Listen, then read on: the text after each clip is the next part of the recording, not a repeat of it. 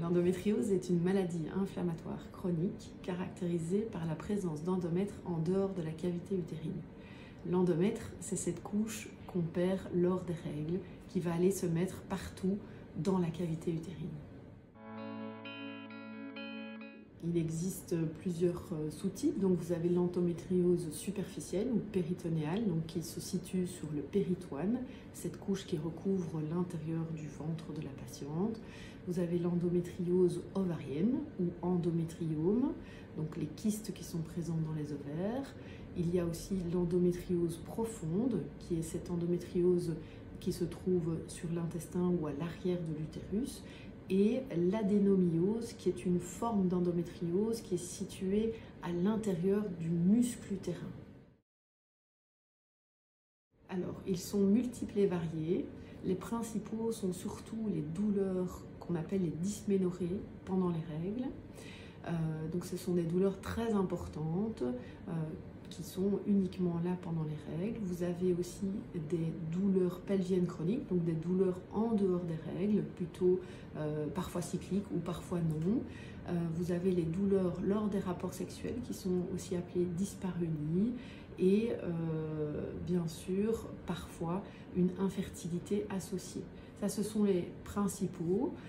Maintenant, il y a toute une série de douleurs associées qui peuvent être en fonction de la localisation de l'endométriose, donc notamment des douleurs au niveau du thorax, on peut avoir des douleurs au niveau de nodules de parois d'endométriose, des douleurs dans la fesse, des douleurs périnéales, et à ne pas oublier également les douleurs lors de la miction, c'est-à-dire lorsqu'on urine, mais également des douleurs lorsqu'on va à selle, aussi appelées dyschésie.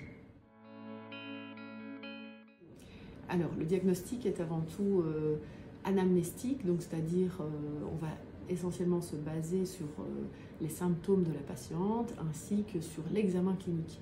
Donc c'est super important de pouvoir examiner une patiente qui présente certains symptômes et en fonction de cette anamnèse et de cet examen clinique, on va lui proposer de réaliser en premier examen une échographie qui va permettre d'évaluer en fait les différents endroits où pourrait se trouver l'endométriose, c'est-à-dire au niveau des ovaires, dans l'utérus, à l'extérieur de l'utérus, sur l'intestin, au niveau de la vessie. Et en fonction de ça, on peut également prescrire une prise de sang ou une IRM pour compléter le bilan.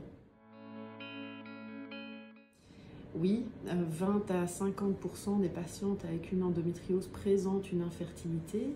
Elle est notamment associée à la présence en fait d'endométriomes qui sont des kystes qui sont présents au niveau des ovaires, qu'on appelle aussi kystes chocolat, qui sont remplis de vieux sang tout brun. Cela va avoir un impact en fait en termes inflammatoires, cela peut créer des adhérences.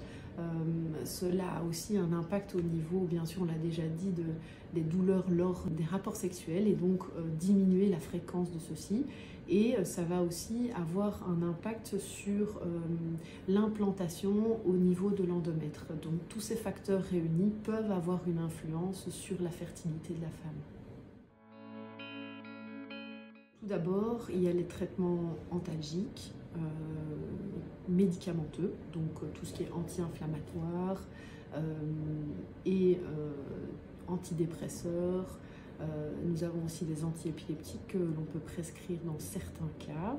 Il y a les antidouleurs non médicamenteux, donc tout ce qui est neurostimulateur cutané. Vous avez aussi toute la prise en charge kinésithérapie, ostéopathie, psychologue, sexologue et aussi nutritionnel, c'est très important. Et bien sûr les traitements hormonaux qui visent à mettre la patiente en aménorrhée, c'est-à-dire de ne plus être réglée pour éviter ces douleurs majoritairement pendant les règles. En fonction de la réponse à ces traitements, on va alors proposer une chirurgie à la patiente qui reste très douloureuse ou qui a un désir de grossesse avec la présence d'endométriome sur les ovaires dans certains cas. Oui, alors ça dépend aussi du type d'endométriose, de là où elle se trouve, mais bien sûr ça peut avoir un impact sur la vie sexuelle, comme on en a parlé, sur la qualité de vie en général, sur la vie scolaire, puisque les patientes qui sont très douloureuses vont éviter d'aller à l'école au moment où elles sont réglées,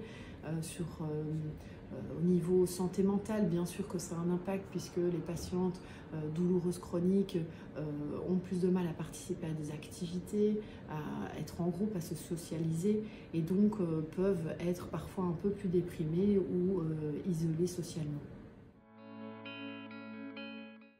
Oui et non, il y a certains facteurs génétiques qui sont impliqués dans l'endométriose, mais ce n'est pas suffisant. Il y a aussi des facteurs épigénétiques qui peuvent venir se surajouter, donc des facteurs qui vont influencer, modifier l'expression de certains gènes et faire en sorte que suite à ça, l'endométriose se développe. Mais c'est une maladie aussi qui est liée à une réponse immunitaire qui va être altérée, à une réponse inflammatoire également qui va être modulée, à tout un système de néo-vaisseaux et de vascularisation aussi différents. Donc l'endométriose, il faut bien retenir qu'elle est multifactorielle et que ce n'est pas un seul facteur qui va pouvoir la développer, mais une série de choses ensemble qui vont faire en sorte qu'on développe de l'endométriose. Donc si vous présentez ces symptômes, n'hésitez jamais à en parler à votre gynécologue qui pourra vous examiner et vous référer, le cas échéant, vers un spécialiste de l'endométriose.